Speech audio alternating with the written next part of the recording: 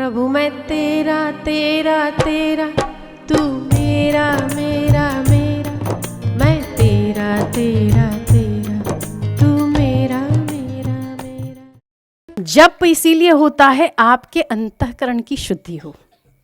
प्राणायाम इसीलिए होते हैं क्योंकि आपके प्राणायाम को साधा जाना चाहिए, प्राणों की गति सूक्ष्म होनी चाहिए, इसीलिए प्राणायाम किए जाते हैं।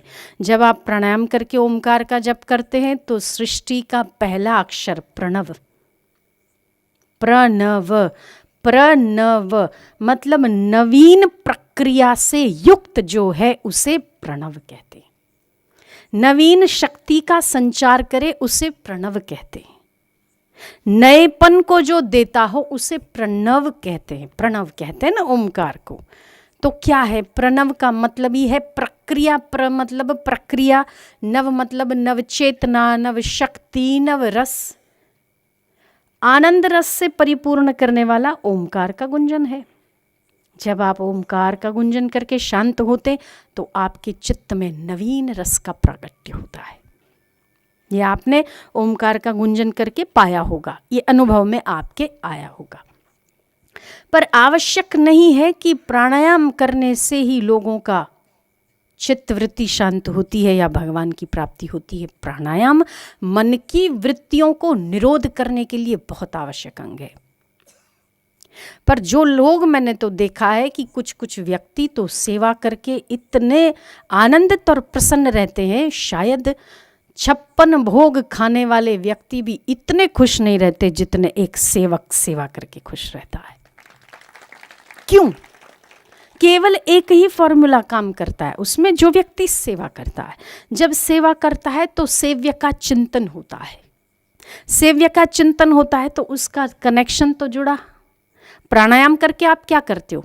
भगवान से कनेक्शन, तो वृत्तियों को निरोध करते, वृत्तियों का शमन करते, चंचलता कम होती तो आंतरिक रस आता है। कनेक्शन आपका परमात्मा के साथ होता है। सारे धर्मों का मूल है, सारी प्रक्रियाओं का मूल तो केवल है आपका कनेक्शन जोड़ना। जिस जिस बात से, जिस जिस व्यवहार से, जिस जिस कर्म से, जिस जिस क्रिया से आपका कनेक्शन परमात्मा के साथ या अपने गुरु के साथ जुड़ जाता है, आपका काम बन जाता है। सेवा करके कई लोगों ने हासिल किया। हनुमान जी को कभी देखा है क्या? राम काज बिन कहाँ विश्रामा। ध्यान एक प्रयोग है, प्रक्रिया है, पर ध्यान में चिंतन का होना ही अनिवार्य अंग है। ओमकार का जप बार बार प्रक्रिया को दोहराते तो नवीन शक्ति का संचार होता है। जब सेवा की क्रिया को हम बार बार दोहराते तो हमें गुरु का चिंतन अधिक से अधिक मात्रा में होता है। हम सेवा किसकी कर रहे हैं? उसकी प्रसन्नता के लिए कर रहे हैं। आपका तो सहज साधन बन गया ना, आपका तो योग हो गया ना। कृष्ण ने कौन से गीता में ये कहा कि आप नात्यु नीचम नाति उच्चम नाति नीचम, वो कहा है कि आपका आसन ऊंचा और नीचा नहीं होना चाहिए, उस पर एकाग्र करो, मन को एकाग्र करो, उसके लिए आसन ऐसा होना चाहिए।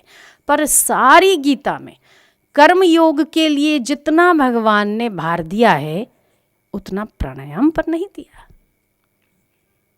कर्म योग, और वो भी कैसा कर्म योग? निष्काम कर्म योग। जब तू निष्काम कर्म करेगा तब तू मुझे प्राप्त होगा। सकाम कर्म करने वाले उस कामना को प्राप्त होते हैं। जो आपको कामना होगी उस वस्तु की, उस व्यक्ति की, उस पदार्थ की प्राप्ति आपको होती है। एक चीज़ के पीछे जब आपका पूरा कंसंट्रेशन हो जाता है, आपकी क्रिया उसके पीछे लग जाती है, आपके संकल्प उसके पीछे लग जाते हैं, आपके विचार उसके पीछे लग जाते हैं, तो पूरी सृष्टि की प्रकृति भी आपको मदद रूप वैसे वैसे होने को तैयार हो जाती। आपको गाइड भी वैसा मिल जाएगा, मार्गदर्शक वैसा मिल जाएगा। आपको क्या करना है वो आपको अंतर से चेतना, प्रेरणा वैसी आएगी और ऐसे ऐसे लोगों से मिल मिलाप आपका हो जाएगा। सकाम व्यक्तियों की जहाँ जहाँ सकामता है वहाँ वहाँ कामना की पूर्ति तो होती है। सकाम व्यक्तियों को सकाम चीज़ों की प्राप्ति होती है, कामनाओं की पूर्ति होती है। वो सकाम व्यक्ति उस वस्तु, व्यक्ति, पदार्थ को पाते। परंतु जो निष्काम है वो तो सीधा मुझे प्राप्त होते हैं पार्थ। ये गीता।